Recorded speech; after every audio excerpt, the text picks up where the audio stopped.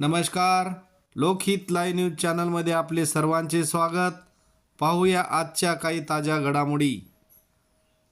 आगामी सण उत्सव व थोर पुरुषांच्या जयंती पारंपरिक पद्धतीने करा. यवतमाळ पोलीस अधीक्षक कुमार चिंता.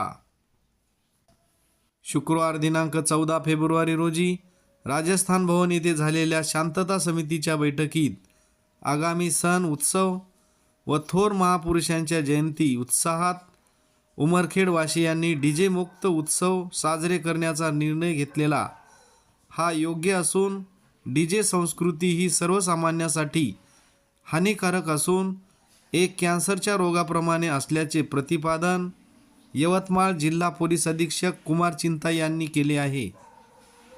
या बैठकीच्या अध्यक्षस्थानी उमरखेड महागाव विधानसभेचे आमदार किसनराव वानखेडे तर प्रमुख पाहुणे म्हणून पोलीस अधीक्षक कुमार चिंता हे होते.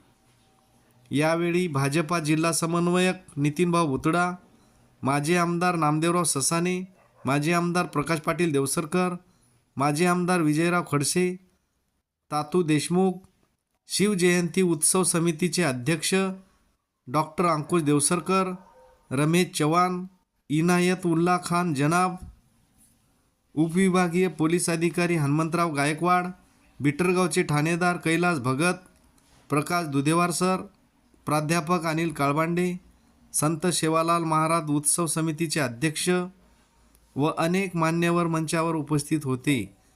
यावेळी अनेक मान्यवरांनी आपले विचार मांडले.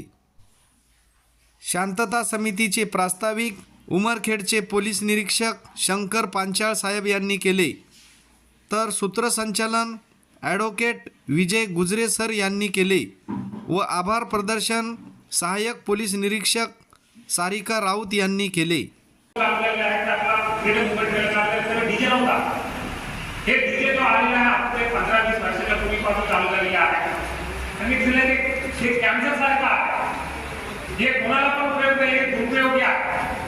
तरी पण काही लोक म्हणजे असं आहे की म्हणजे खरं सांगायचं आपल्याला कोणी महापुरुषाबद्दल उत्सव साजरा करायचा आहे तर ते महापुरुषाने आपल्याला काय मार्गदर्शन केले, ते मार्गदर्शन आपल्या जीवनामध्ये आपल्या आयुष्यामध्ये कशा आपण इन्व्हाइट करायचे आहे आणि एक चांगला आपला जीवन कशा आपण करायचे आहे.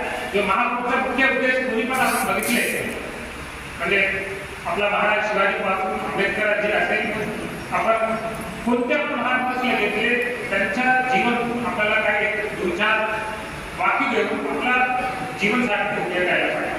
पण आता उलट झालेले आहे ते पूर्ण डीजे लावले आणि जो लोक आहे जो नाचण्यावाला थोडा दारू पिणारे ते पूर्ण कब्जा करतात. त्यामुळे जो डीजे आहे कॅन्सर सारखे आहे चांगला आपला सर्व लोक म्हणजे मिळून एक चांगला निर्णय घेतलेला आहे. पण माझा एक विनंती आहे जो आता निर्णय घेतलेला आहे पूर्ण पुढे जो येणार आहे सर्व उत्सव आपले जे केला पाहिजे. सर्व समितीचे अध्यक्ष असल्यामुळे तुमच्या सर्वांचा एक आता नैतिक जिम्मेदारी घेऊन तुम्ही म्हणजे तुमच्या सर्वांना आपल्याला कंट्रोल करावं लागेल की आपल्याला एक करायचं आहे.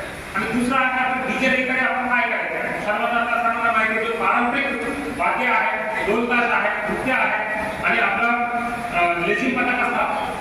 ऍक्च्युअली जो मिरवणुकीचा मुख्य उद्देश हे होता मिरवणूक कशाला आपण काढतात शहरामध्ये आणि गावामध्ये हे काढताना जो महापुरुष जो सांगितलेला आहे त्याचा जो चांगला वाक्य ज्यातून त्यांच्या जीवनचक्र आपण काय शिकलं पाहिजे ते मिरवणूक जाताना आपण जो लेझिम पथक थ्रू आपलं नृत्य थ्रू पब्लिकला सांगण्यात केला पाहिजे. त्यासाठी ऍक्च्युअली जो मिरवणूक आहे तो आणि जो मिरवणूक ऍक्च्युअली आपण जो पारंपरिक नृत्य आणि पारंपरिक वाद्य आपण पाठवले तरी लोक शहराच्या पूर्ण लोक जे बघण्यासाठी येतात कोणत्या समितीने आज कोणत्या जो हे लोकांनी म्हणजे जो गल्लीवाला काय काय केलेला आहे.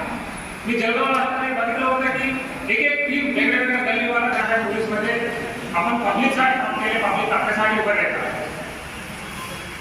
म्हणजे एक पोलीस मी क्लिअरली मला जेव्हा मी नोकरीला आल्यानंतर मला एक सिनियर अधिकारी सांगितले पोलीस एक नोकरी नाही आहे जो बाकी नोकरीसाठी एक नोकरी नाही आहे.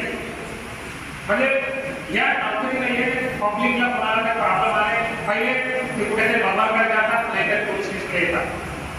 म्हणजे पोलीस स्टेशनला त्यांना प्रॉब्लेम होऊ शकतात म्हणून काही भीती वाटते आणि मी हे पण सांगतो की कोणी पण विनाकारण पोलीस स्टेशनला जात नाही. मी माझ्या आयुष्यात अधिकारी बनायच्या पूर्वी आपण पोलीस स्टेशनला गेलेले नाही. पहिल्यांदा वेळेला आपला IPS बनल्यानंतर मी पोलीस स्टेशनला गेलेला. त्यामुळे म्हणजे कोणाला प्रॉब्लेम नाही आहे तो विनाकारण पोलीस स्टेशनला जाणार नाही. जो आले म्हणजे त्याला काही प्रॉब्लेम आहे ते आपण चालू करू शकता का नाही ते वेगळ्या गोष्ट आहे.